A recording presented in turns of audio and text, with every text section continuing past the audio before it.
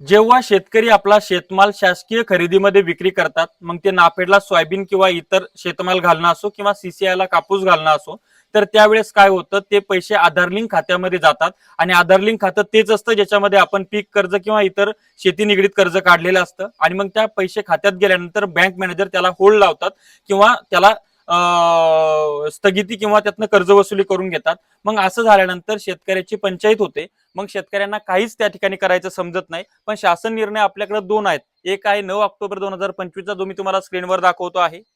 त्यानंतर आता दुसरा बघा 26 नोव्हेंबरचा.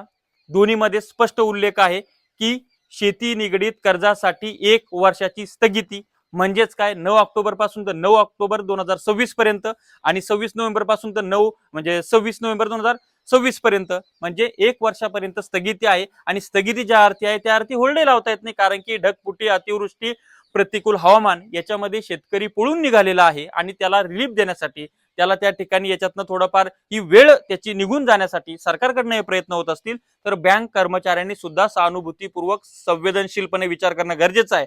आणि बँक मॅनेजर विचार करत नसतील तर 9 ऑक्टोबर 2026 महसूल आणि वन विभाग, त्याचबरोबर 26 नोव्हेंबर 2025 महसूल आणि वन विभाग हे शासन निर्णय डाउनलोड करा आणि कलेक्टरकडे त्या संबंधित मॅनेजरची तक्रार करा, त्याचं निलंबन होऊ शकतं.